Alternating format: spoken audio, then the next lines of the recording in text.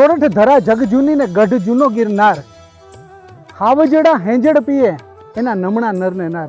મિત્રો, સાવજનું એઠું પાણી પીનારની વ્યક્તિ પણ સાવજ જેવો બની જાય છે.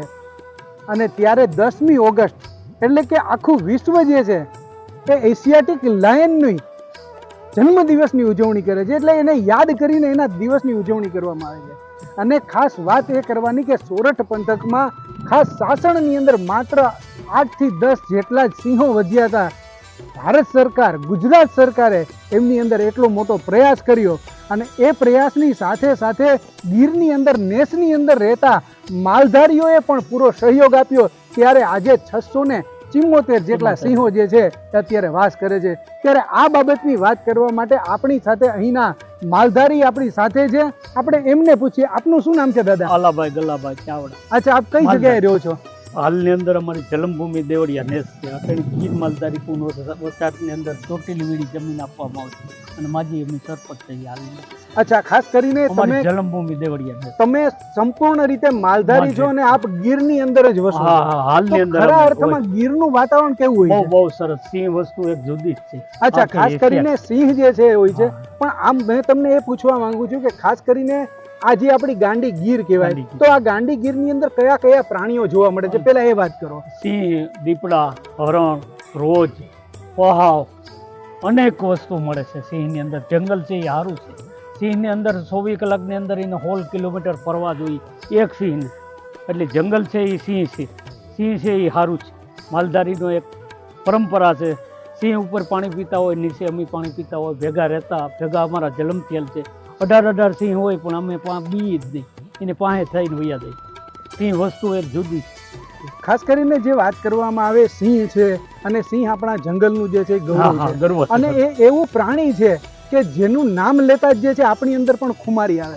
ત્યારે આ જે સિંહની આપણે વાત કરતા હોઈએ તો તમને એ કહેવાનું કે માની લો તમે વાત કરી કે તમે નાના અને મોટા આ સિંહની સાથે થયા છો, તો તમારા એવા કોઈ અનુભવ કે સિંહ જે છે એમની સાથે તમે ક્યારે કઈ મસ્તી કરી હોય, અથવા તો સિંહને કઈ રીતે બોલાવી શકાય, સિંહણને કઈ રીતે બોલાવી શકાય, તમે ક્યારેય તમારા જીવનમાં સિંહના બચ્ચાઓને રમાડ્યા છે? શું છે અમારે હારે હારે સિંહ વ્યાણી હોય તો અમે ને માથે ઉભીને જોયેલ છે. શાંતિથી વયા જાય, આવે. દુધાળાને સમય રહેતા તો સાઈડની અંદર એની બહુ વાતાવરણ સારું સિંહની અંદર. આમ એક બીજા હારે રહી માલધાર. હાલની અંદર અમારે બાયુ છોકરા એને હારે વયા જાય, કોઈ દી રંજાડ ન કરે માલધારી. ખાસ કરીને જ્યારે સાથે સહવાસની વાત હોય કે એક બાજુ આપણે માણસ જીવીએ છીએ અને બીજી બાજુ માણસ જ એટલે કે માલધારી લોકો જીવે છે, તો ખાસ કરીને એ બેવની વચ્ચે જે સંબંધ હોય એ સંબંધની અંદર સ્વભાવ હોય અને સ્વભાવને એકબીજાને આપણે ઓળખવો પડતો હોય છે. તો એ તમે લોકો તમારા બાળકોને કઈ રીતે શીખવાડો છો કે સિંહનો સ્વભાવ હોવો છે, સિંહણનો સ્વભાવ હોવો છે? એની કઈ બાબત જે છે એ તમે એની બાજુમાં જાઓ તો એને ગમે છે કે નહીં? એ કઈ કઈ વાત હોય છે સમજાવો. ગમે છે, ગમે છે. સિંહની અંદર અમે બાબત હોય આવતા જતા હોય તો સિંહ આમ જતા હોય તો અમારું બાળક એ બી નહીં, સિંહની પાસે થઈ અને શાંતિથી વયા જાય.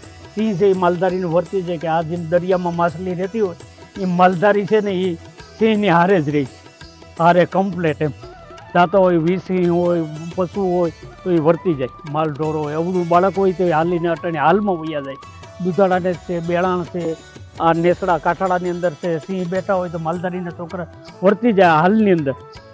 અચ્છા, ખાસ કરીને એવી કોઈ સંજ્ઞા હોય, માની લો કે સિંહણ છે તો એની બાજુમાં આપણે ન જવું હોય, એટલે કે જવું છે પણ છતાં આપણે માની લો કે ઈચ્છા કરીએ કે ભાઈ આ સિંહની બાજુમાં જવું કે નહીં, તો એની કોઈ એવી નિશાની ખરી કે જેમને હિસાબે ખબર પડે કે આની બાજુમાં જવાય, આને બોલાવાય, બતાવાય કે નહીં? એ શું નિશાની? જો એ વર્તી જાય. સિંહ આમ બેઠો હોય ને તો માલધારી નીકળતો હોય તો એને પાસે થઈ વયા જાય. સિંહ સિંહણ વર્તી જાય કે આ માલધારી જ્યાં રહી. આપણે વર્તી શકીએ? આપણે વર્તાઈ જાય કે સિંહ છે ને આમ આ બાજુ નીકળવાની છે, માલધારીને જોઈ તો આમ ઊભી જાય, શાંતિથી ઊભી રહી. એને આપણે કઈ રંજાડ ન કરીએ એટલે આપણે માલધારીને બોલાવે. ઘણી વખત એવું સાંભળ્યું છે કે સિંહ પૂંછડા મરડતા હોય. નહીં, એ તો એની આખી ભાષા. એ શું ભાષા છે? સિંહની અંદર ઊભો થાય એટલે એને પૂંછડું મળવું જ પડે. અચ્છા, બીજું કાન ચડાવે, આખી રવાડ ઊભી થાય. અચ્છા, એક ગુસ્સે થાય તો શું કરે?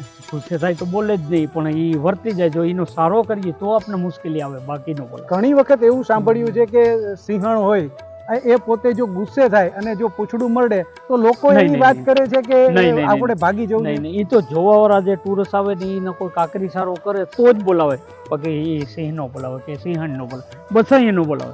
અચ્છા, ખાસ શાંતિથી. કરીને જ્યારે તમે માલઢોર લઈને જતા હો છો, તમારો તો કુળ આખું આ જ કામ કરે આ- છે, આ- આ ત્યારે જલમથી. તમારા માટે સૌથી અગત્યની બાબત તમારા માલઢોર હોય છે.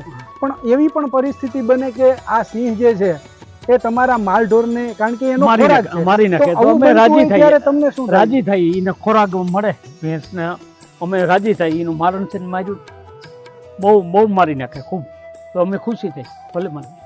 અચ્છા, એ મિત્રો એક કહેવાય છે કે આપણે આપણી કોઈ પણ વસ્તુ હોય અને એ આપણે નુકસાન જાય તો આપણને ખરેખર થોડો દ્વેષ ભાવ થાય, નહીં પરંતુ કશું માલધારી નહીં, લોકોના ઓહાણી. લોહીની અંદર આ વાત જે છે એ ખેર- વણાઈ ગઈ ખેર છે ખેર ભીમ કે માર જો નાખે છે. સિંહ જે છે એ આપણી ભેંસ એટલે કે આપણા માલઢોરને જો મારે તો મારણ કરે તો એમના માટે પણ એ ઉદાર ભાવ ઉદાર રાખે ભાવ છે. કે એનો અને ખોરાક. આ ઉદાર ભાવ રાખવાને હિસાબે જ માલધારી અને સિંહ એક સાથે નામ બોલાય છે નામ કે બોલાય. એકબીજાને સહયોગી બને છે. એનો તમારા જીવનમાં એવો કયો દાખલો છે તમે કોઈને આપવા માંગો કે ખરેખર તમે માલધારી તરીકે આ જગ્યા ઉપર રહ્યો છો, તમારા જીવનમાં એવા કઈ ઘટના બની કે તમને યાદ કરતા એનું ગૌરવ થાય? ગર્વ થાય. સિંહ કઈ કઈ વસ્તુ છે, ઘટના બની છે? ભેંસોને મારી નાખે કે મારી નાખે તો અમે રાજી થઈ, રાજી થઈ. 20 સિંહ હોય તો 2 ભેંસોને મારી નાખે તો અમે ખુશી છે કે એનું મારણ છે ને મારી નાખે. અચ્છા, ખાસ કરીને એક ખાસ. સમય એવો હતો કે તમે જ્યારે રહેતા હતા ત્યાં આગળ ત્યારે સિંહની સંખ્યા ઓછી હતી, હા ઓછા. હવે સંખ્યા ધીમે ધીમે વધી રહી છે, વધી રહી. તો એમને હિસાબે કઈ વિશેષ કઈ બને છે ઘટનાઓ? નહીં નહીં, ગાયના સિંહ નુકસાન છે એ બાજુ